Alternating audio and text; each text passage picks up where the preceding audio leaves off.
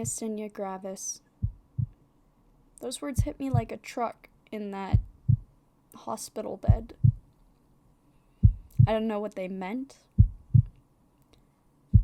but clearly it wasn't good. It wasn't confirmed until the next morning. That's when I was finally diagnosed. It took that long. Wow. Fast. So fast in comparison to what we dealt with before. Myasthenia gravis is an autoimmune condition. And autoimmune conditions are illnesses that cause the immune system to create antibodies that attack normal body tissue. And in less technical terms, it's my immune system thinks that its own stuff is a foreign object and should be destroyed. So it attacks itself. Constantly. I've had this for 10 years. My symptoms include slurred speech, droopy eyes, just general muscle weakness, and it's kind of scary sometimes. It also can be really disheartening, especially for the smiling one. Not being able to smile when you want to really hurts. Hurts more than you would expect. It's terrifying to know that your body is against you and you can't do much about it. Luckily for me, there is medication I can take for me to be more normal, I suppose. To be closer to what most people in the world get to experience as life. And I take these meds every 6 hours that I'm awake. Otherwise, some of those symptoms show up, and it's scary. It's especially scary right now because one of the things that could go wrong is the muscles in my lungs for my breathing could be compromised by my own immune system. So that's terrifying, especially in a worldwide pandemic. But I digress. The hospital changed me, made me think of a lot more things. And I had surgery sometime February, the year after I got diagnosed. And the surgery really helped. Practically what it did was it got rid of my thymus gland. Your thymus gland is a gland that teaches your immune system what to do. And it's supposed to just shrivel up and die after you get to a certain age. And for me, apparently it didn't do that. It kept teaching. And now my body thinks itself is the enemy.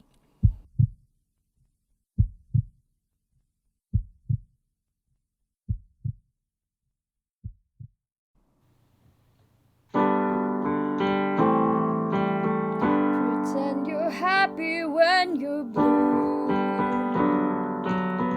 It isn't very hard to do.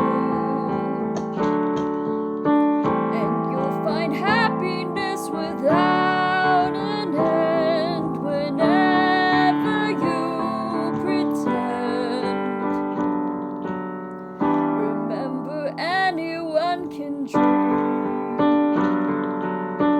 and nothing's bad as it may seem. The little things you haven't got could be a lot if you pretend. You'll find a love you can share.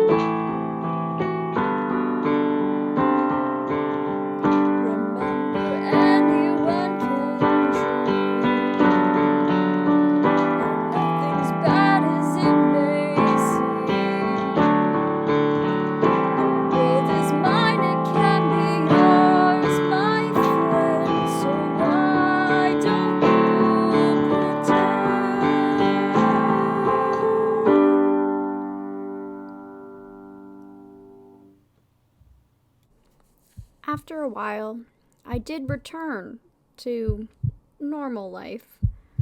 I eventually became stable on my medication, and the doctors figured I was well enough to actually leave the hospital.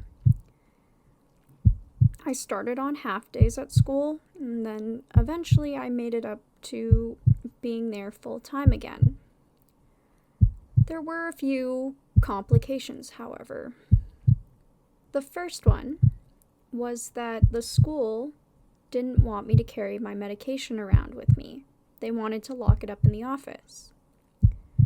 My doctors wanted me to keep my meds on me, just in case I needed them. So, I had to get special doctor permission in order to keep my medication on me. The next thing was, for a whole year, I could not participate in gym class or anything of the sort like that. They figured it was too much strain on my body, and with my new condition and me trying to get used to it, adding physical activity on top was just going to be too much. I couldn't really participate in music either. As I mentioned before, most of my symptoms were in my face. So I couldn't make embouchure. I couldn't play any of the woodwind or brass that was usually handed out to all the other students. Luckily, my music teacher decided to let me play percussion so that I could still participate. I didn't play it for very long, but it was nice to know that she had my back and was there to let me do something instead of just sit there and not be able to do anything. And once I was better, she let me have my first choice of instrument, which was more than kind because all of the other students already got to pick. So I would have thought I'd have to pick out of the few instruments that were left, but no. She let me pick anything I wanted. And that's how I ended up getting my main instrument now, which is flute. Now, I've only talked about the school things that dealt more with the administration things than the other people. I didn't have too many issues with other people, but there's one that stuck out to me a lot, and honestly, it hasn't left my mind. When I had finally come back, I had an acquaintance ask me, "Are you contagious?" And that really hurt, to be honest. You come back from being in the hospital, and that's all they know, and their immediate response is, "Are you contagious? Can I catch whatever you have?" Like, come on. If I was contagious, I wouldn't be here, dude. Like, come on. But no. I actually did confront him about it later. Actually in high school, so a few years later, and he apologized. He was like, "Oh man, I did not realize that I said anything like that to you." And I said, "Well, it's okay. It's over now." But that was really shocking. Also, how I mentioned I couldn't do any physical activity. There were so many people who were either jealous or looked at me funny because I looked perfectly fine. But I got to sit at a gym class. I didn't have to do the long runs. I didn't have to do the other games and activities that they didn't want to do. So, I was a little bit outcasted. However, I did gain support from a lot of people as well. Yeah, as I said, there were the people that kind of outcast me. They looked at me strange and were confused about my situation, but there were more people that supported me. There is one other big event that happened that I will never forget. For 2 years, I went into remission. I didn't have to take any medication, and I had no symptoms. It was like I was cured. But unfortunately, it wasn't to be. it came back 2 years later. This all happened after my surgery, so I thought, oh, the surgery must have cured me. It just took some time for it to, go away. But no. Unfortunately, that wasn't the case. I wasn't cured. I still had this thing inside me. And, well, I had to get back to getting used to it. It was a pain. I was sad. I thought it was better, but it was all a lie.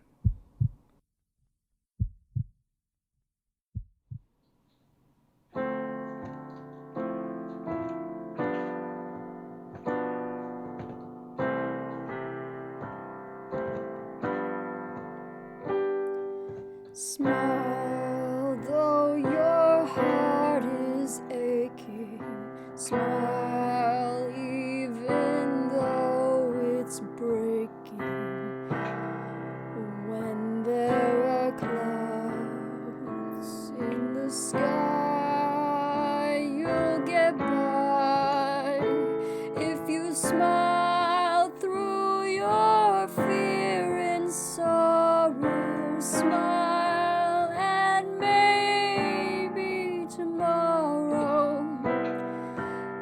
See the sun come shining through for you. Light up your face with gladness. Hide every trace of sadness. Although a tear may be ever so near, that's the time you must keep on trying. Smile, what's the use of crying? You'll find that life is still worthwhile if you just smile.